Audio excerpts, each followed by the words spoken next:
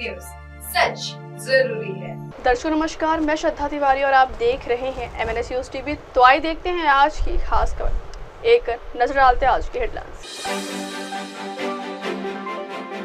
केंद्रीय मंत्री रामदास आठवले की हिंसा के बाद पहली बार नागपुर दौरे पर जाएंगे फडणवीस, अनिल विज का केजरीवाल। तो आइए देखते हैं खबरें विस्तार से। केंद्रीय मंत्री रामदास आठवले की अपील। महाबोधि महाविहार मुक्ति आंदोलन में मजबूती से शामिल हो, बिहार के मुख्यमंत्री से जल्द मुलाकात करेंगे एवं 28, 29 और 30 मार्च को बोध गया जाएंगे। प्रधानमंत्री नरेंद्र मोदी से मिलकर समाधान निकालेंगे। 1949 के कानून में बदलाव के लिए प्रयास जारी है और राज्य और देश भर में आंदोलन तेज हो रहे हैं। महाबोधि महाविहार आंदोलन को और व्यापक किया जाएगा, ऐसा बयान रामदास आठवले ने दिया।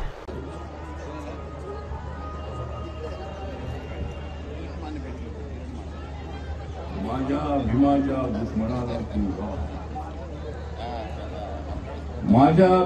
दुश्मनाला तू गार, कारण तू आला आहेस महार.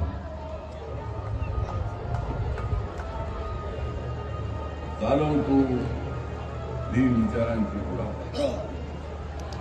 चालव तू दुश्मनांवर भीम विचारांची कुराड, कारण तू आला आहेस महार. मी करत आहे नेहमी तुझे लाड, मी करत आहे नेहमी तुझे लाड, म्हणून तू आला आहेस महार. जाती व्यवस्थेची भिन तू पाड, जाती व्यवस्थेची भिन तू पाड, कारण तू आला आहेस महार. मैंने तो भीम के दुश्मनों को पहचाना, मैंने तो भीम के दुश्मनों को पहचाना था, लेकिन तू मुझे पहचान नहीं पाया. मैंने तो भीम के दुश्मनों को पहचाना था, लेकिन तू मुझे पहचान नहीं पाया. मैं तो तेरे लिए गांव गांव में आया, मैं तो तेरे लिए गांव गांव में आया और जय भीम का नारा बस्ती बस्ती में लगा. आनंद शिंदे ने महाबोधि विहार का गीत गाया, क्या बात है. आनंद शिंदे ने महाबोधि विहार का गीत गाया, इसलिए आज भी मेरी मजबूत है काया. तो हम सब लोग मिलकर बाबा साहब अम्बेडकर जी के 14 तले को सत्याग्रह के लिए हम या हस्ता राहते. आपण सर्वजण प्रत्येक वर्षाला 14 तळ्यावर आपण येतो आणि आपल्याला माहित आहे माझ्या बाबाने शुद्ध केले होते 14 तळे, माझ्या बाबाने शुद्ध केले होते 14 तळे, म्हणूनच आम्ही खात आहोत सत्तेची फळ. आपणाला फुलवायचे आहे बुद्ध विचाराचे मळे, आपल्याला फुलवायचे आहे बुद्ध विचाराचे मळे, आणि आपल्याला मजबूत करायचं आहे भीम विचारांचे फळे. आपण सर्वजण 98 वर्षापूर्वी बाबासाहेब आंबेडकर याच ठिकाणी आले होते महाडमध्ये. त्यावेळेला 14 तळ्याच्या पाण्याला स्पर्श करताना दगडफेक झाली होती, अनेक लोक जखमी झाले होते. पुन्हा चित्र बदललेलं आहे. आज आपण 14 तळ्याच्या पाण्याला स्पर्श करताना कोणी आपल्याकडे वाकड्या नजरेने पाहत नाही, कारण आमची नजर ही संविधानाची नजर आहे, आमची नजर ही समतेची नजर आहे, आमची नजर ही सर्व धर्म समभावाची नजर आहे. आमच्याकडे आज कोणी वाकड्या नजरेनं पाहत नाही, पण ज्या वेळेला आमच्याकडे कोणी वाकड्या नजरेनं पाहिलेलं आहे त्यावेळेला त्यांना जेलमध्ये टाकण्याचं काम आपण केलेलं आहे. आमची नजर सरळ नजर आहे. बाबासाहेब आंबेडकरांनी आम्हाला शुद्ध विचार दिलेला आहे, बाबासाहेब आंबेडकरांनी आम्हाला बुद्ध विचार दिलेला आहे, बाबासाहेब आंबेडकरांनी आम्हाला माणसात आणलेला आहे, बाबासाहेब आंबेडकरांनी आम्हाला ताकद दिलेली आहे, शक्ती दिलेली आहे आम्हाला. आणि बाबासाहेब आंबेडकर नसते तर आपली अवस्था अत्यंत कठीण असते. नरेंद्र गायकवाड हे मजबूत असणारे आमचे नेते आहे. एवढं वजन त्यांचं आहे, म्हणजे एवढं वजन आहे.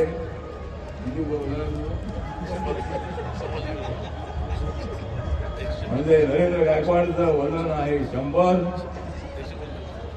जिल्हाध्यक्ष एक नरेंद्र नंबर. गायकवाडचं वजन आहे 100. तुला माहित नाही मी आहे 1 नंबर. तर आपण सर्वजण या चळवळीमध्ये आहोत. बाबासाहेबांच्या मुळे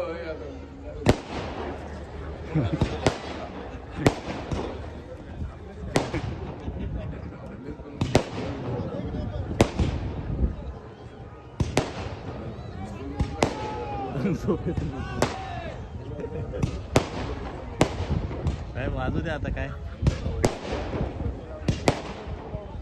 अरे सांगत होतो आपल्याला हे सगळं आपल्याला सगळं चित्र बदलत आहे. बाबासाहेब आंबेडकरांमुळे भीमामुळे हे सगळं चित्र बदलत आहे. अजूनही गावात आपला माणूस अजूनही गरीब आहे. आज आपल्या माणसांवर खेड्यापाड्यात अत्याचार होतात. आम्हाला शिक्षा द्यायचे अत्याचार झाला ना. आम्हाला एक जबरदस्त आवाज उठवायचा आहे अन्याय करणाऱ्यांच्या संबंधामध्ये.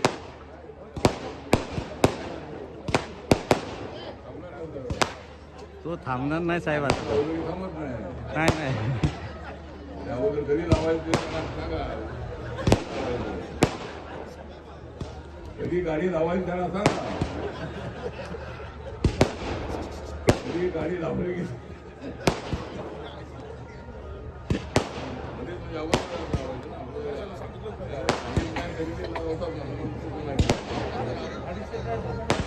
सांगितलं भाषण चालू असताना नाही करायचं. आता ठीक आहे,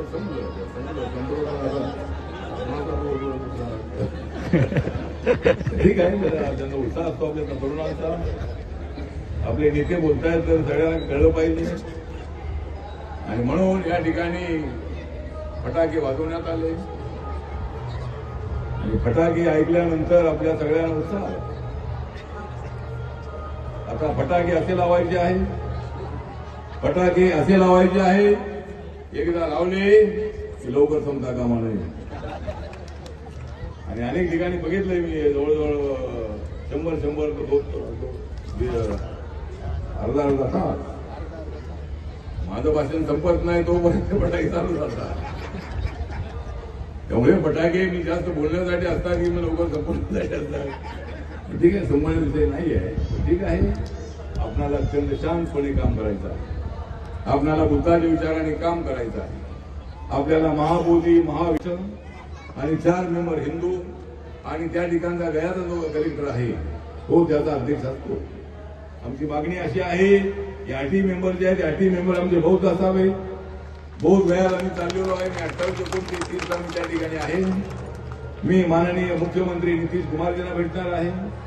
त्या ठिकाणच्या राज्यपालांना भेटणार आहे. आणि हा विषय असा नाही आहे. काँग्रेसचं सरकार होतं, अनेक वर्ष काँग्रेसचं सरकार होतं. नंतर लालू प्रसाद यादव यांचं सरकार होतं, रबडी देवींचं सरकार होतं, नंतर नितीश कुमार यांचं सरकार होतं. आता बीजेपी आणि नितीश कुमारांचं ऑलरेडी आपल्या जेडीयूचं सरकार आहे. त्यामुळे कुठल्या तरी एखाद्या विषयावरती कुणावर तरी आरोप करून चालणार नाही. नरेंद्र मोदींच्या हातामध्ये हा तसा विषय नाही. पण नरेंद्र मोदींनी सांगू शकतात, नितीश कुमार यांना सांगू शकतात. त्यासाठी मी प्रयत्न करणार आहे. आणि 1949चा जो कायदा आहे त्या कायद्यामध्ये कसा बदल होऊ शकेल. गवई साहेब त्यावेळेला गव्हर्नर असताना आम्ही प्रयत्न केला होता आणि अजूनही आम्ही प्रयत्न करतो आहोत. त्या ठिकाणी बोध या ठिकाणी आंदोलन चालू आहे. मुंबईमध्ये, पुण्यामध्ये, ठिकठिकाणी, साताऱ्यामध्ये, रायगडमध्ये, बीडमध्ये, औरंगाबादमध्ये, आपल्या समाजनगरमध्ये अनेक ठिकाणी अशा पद्धतीचं महाराष्ट्र आंदोलन झालेलं आहे. दिल्लीमध्ये तर झालेलं आहे. आणि मी 3 दिवसासाठी बिहारला मी जात आहे. त्या ठिकाणी बौद्ध भिक्खूंची भेट घेणार आहे. आणि हे जे बौद्ध महाबोधी महाविहार जे आहे 2500 वर्षापूर्वी सिद्धार्थ गौतमाला ज्ञान प्राप्ती झालेलं ते ठिकाण, ज्या ठिकाणी गौतम बुद्ध तपश्चर्या करण्यासाठी बसले होते. हा सिद्धार्थ जो होता, सिद्धार्थ हा हिंदू होता, शुद्धोधन राजाचा मुलगा होता.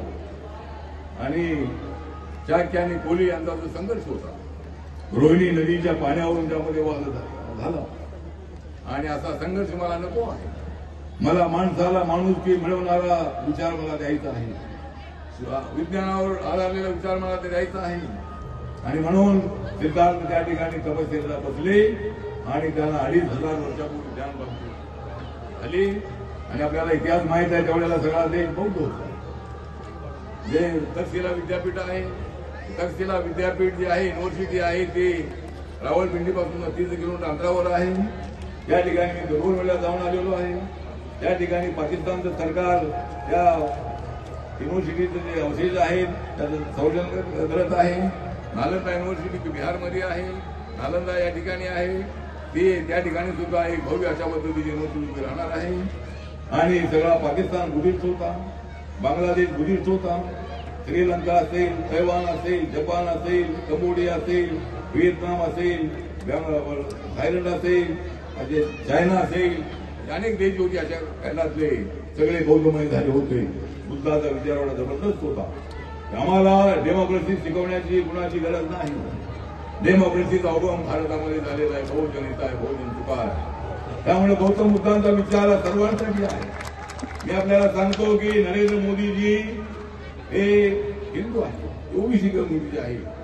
पण तुम्ही जर त्यांच्या अहमदाबादमध्ये ते मुख्यमंत्री असताना गांधीनगरमध्ये त्यांच्या सीएम हाऊसच्या बाहेर बुद्धाची मूर्ती आहे. मी त्यांना भेटण्यासाठी पूर्वी 2 वेळा गेलो होतो. मी त्यांच्यासोबत आलायमध्ये नव्हतो, पण मुख्यमंत्री म्हणून आमचं आंदोलन आमच्या काळामध्ये सगळ्या देशभर चालायचं. सगळ्या मुख्यमंत्र्यांना भेटत होतो. दलितांची हत्या थांबवा, आम्हाला 5 एकर जमीन द्या, किंवा अशा पद्धतीच्या अनेक मागण्यांसाठी आम्ही त्या ठिकाणी त्यांना मुख्यमंत्र्यांना भेटायचो. तर त्यावेळेला मी त्यांना भेटलो होतो. त्यावेळेला त्यांच्या घराच्या बाहेर आज आपण गेला मुख्यमंत्र्यांच्या आवासामध्ये, तर त्या ठिकाणी बुद्धांची मूर्ती आहे. त्यामुळे सांगायचं तात्पर्य एवढंच आहे की कोणीतरी पॉलिटिकली मोदी साहेब करतायत अशा पद्धतीची भूमिका मांडणं योग्य नाही. जरूर आम्ही त्यासाठी प्रयत्न करणार आहोत. हा अनेक वर्षांपासूनचा कायदा आहे, त्याच्यामध्ये सुधारणा होणं अत्यंत आवश्यक आहे. पण एक गोष्ट तुम्हाला सांगतो की बुद्धाला कोणी मानो घेता मानो, पण बुद्ध विचार हा अनंत टिकणारा विचार आहे. बुद्ध विचाराला धोका कोणाला देता येणार नाही. जर कोणी त्याला बुद्ध विचाराला धोका, तर आम्ही करून टाकू त्याचा धोका. आम्ही बुद्ध विचाराशी एकनिष्ठ आहोत आणि बुद्धाचा विचार सर्वांसाठी विचार आहे, शांतीचा विचार आहे, विश्व शांतीचा विचार आहे. रशियाने युक्रेन युद्ध चाललेलं आहे, आता थोडं थांबण्याची शक्यता आहे. इस्रायल आणि हमास युद्ध चाललेलं आहे. अशा पद्धतीनं पूर्वी आम्हाला युद्ध नको आहे. नरेंद्र मोदीजी गेले होते भुवनेश्वरमध्ये. आपल्याला माझ्या कलिंगाचं जे युद्ध आहे हे भुवनेश्वर पासून 10 किलोमीटर कलिंग आहे. त्या ठिकाणी सम्राट अशोकाला मोठा विजय मिळाला होता. आणि त्यानंतर सम्राट अशोक बुद्ध झाले होते. त्यांनी सोडलं होतं युद्ध आणि ते झाले होते बुद्ध. आणि त्यांनी संपूर्ण जगामध्ये संपूर्ण बुद्ध धर्म पोचवण्याचा प्रयत्न केला होता. त्यामुळे बुद्धिझम हा सर्वश्रेष्ठ असा विचार आहे, समतेवर आधारलेला विचार आहे, अहंकार मुक्त शरीर करणारा विचार आहे, मेडिटेशन करण्यासाठी प्रोत्साहन देणारा विचार आहे, मन शांती जी आहे ती मन शांती करणारा विचार आहे. आणि बुद्धिझम मधून मेडिटेशन आलेलं आहे. त्यामुळं ज्यांना तुम्हाला रोगमुक्त व्हायचं असेल, लवकर अटॅक येऊन असं वाटत असेल, तर रोज मेडिटेशन करणं अत्यंत आवश्यक आहे. आणि मेडिटेशन करा आणि आपलं शरीर सुदृढ ठेवा. राहुल नाव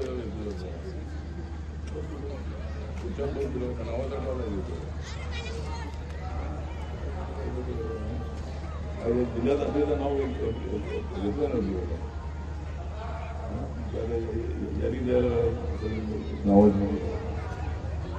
त्यामुळं सांगा तू एवढा तुम्ही सगळे राहिलेले आपण सगळे आहात. नावाचा विषय अजिबात नाही, परंतु या ठिकाणी सर्वांच्या सहकार्याने आजची सभा ही सक्सेस होत आहे. अनेक गायकांनी आपली गीतं गायलेली आहे. परिवर्तन कला महासंघाच्या वतीने अनेक शाहीर या ठिकाणी आले होते आणि आज या ठिकाणी आपली सभा होत आहे. आपल्या सर्वांना परत जायचं आहे आणि आपण सगळेजण त्या सभेला थांबलात त्याबद्दल आपल्या सगळ्यांना आभार करतो. आणि महाबोधी महाविहारासाठी चाललेल्या आंदोलनामध्ये आपण सहभागी व्हा. रिपब्लिकन पक्ष त्यामध्ये ऍक्टिव्ह आहे. सगळ्या देशामध्ये रिपब्लिकनचं आंदोलन सुरू आहे. आपण इथे आंदोलनामध्ये सामील व्हा एवढंच या प्रसंगी आवाहन करतो. आणि बाबासाहेब आंबेडकरांना वंदन करून या ठिकाणी मी आपला वेळ जास्त घेत नाही. आपल्या सगळ्यांसाठी आभार. नमो बुद्धाय. जय भीम, जय भारत, जय Maharashtra. Thank you very much. अगली खबर, हिंसा के बाद पहली बार नागपुर दौरे पर जाएंगे फडणवीस। महाराष्ट्र के मुख्यमंत्री देवेंद्र फडणवीस नागपुर में सोमवार को हुई हिंसा के बाद पहली बार शुक्रवार शाम को अपने गृहनगर पहुंचेंगे। एक अधिकारी ने यह जानकारी दी। अधिकारी ने बताया कि फडणवीस रात को नागपुर में रुकेंगे और शनिवार को यहां लौटने तक उनका कोई सार्वजनिक कार्यक्रम नहीं है। इसका मतलब सीएम को नागपुर में नागपुर मामले पर विचार विमर्श का अच्छा समय मिलेगा। बता दें कि मुख्यमंत्री ने विधानसभा में मंगलवार को कहा था कि नागपुर में हुई हिंसा के लिए जिम्मेदार लोगों पर कार्रवाई के लिए किसी को बख्शा नहीं जाएगा। उन्होंने कहा था कि यह एक सुनियोजित घटना है। औरंगजेब की कब्र को हटाने के लिए एक दक्षिणपंथी संगठन द्वारा किए गए प्रदर्शन के दौरान धर्मग्रंथ जलाए जाने की अफवाह फैलने के बाद मध्य नागपुर में सोमवार को हिंसा भड़क गई थी। इस दौरान किए गए पथराव में पुलिसकर्मियों समेत कई लोग घायल हो गए थे। अगली खबर, अनिल विज का केजरीवाल पर तंज। हरियाणा के ऊर्जा परिवहन एवं श्रम मंत्री अनिल विज ने दिल्ली के पूर्व मुख्यमंत्री अरविंद केजरीवाल द्वारा पंजाब उपचुनाव को लेकर की जा रही बयानबाजी पर तंज कसते हुए कहा कि जहां जहां पैर पड़े सदन के वहीं बंटाधार। शुक्रवार को पत्रकारों से बातचीत करते हुए विज ने कहा कि केजरीवाल का दिल्ली में बंटाधार हो चुका है और अब पंजाब का बंटाधार करने के लिए केजरीवाल पंजाब में विराजमान हो गए। उन्हें लगता है कि भगवंत मान की सरकार पंजाब में ज्यादा दिन रह पाएगी। विपक्ष का नेता ना चुनने पर कैबिनेट मंत्री अनिल विज बोले, यह कांग्रेस के शीर्ष नेतृत्व पर प्रश्न चिन्ह है कि वह फैसला लेने में सक्षम नहीं है। कैबिनेट मंत्री अनिल विज ने कांग्रेस द्वारा अब तक हरियाणा में विपक्ष का नेता न चुने जाने को लेकर भी अपनी प्रतिक्रिया देते हुए कहा कि यह कांग्रेस के शीर्ष नेतृत्व पर प्रश्न चिन्ह है कि वह फैसला लेने में सक्षम नहीं। यही कारण है कि वह 6 महीने में यह भी फैसला नहीं ले पाए हैं कि हरियाणा विधानसभा में उनका लीडर कौन होगा। अब वक्त हो चला दर्शकों ब्रेक से लौटने के बाद देखिएगा देश और दुनिया की तमाम बड़ी खबरें। बने रहिए हमारे न्यूज़ टीवी पर। नमस्कार। हाय हेलो नमस्कार, मैं हूं पंकज विष्णु और आप देख रहे हैं MNS न्यूज। आप देख रहे हैं MNS न्यूज, सच जरूर।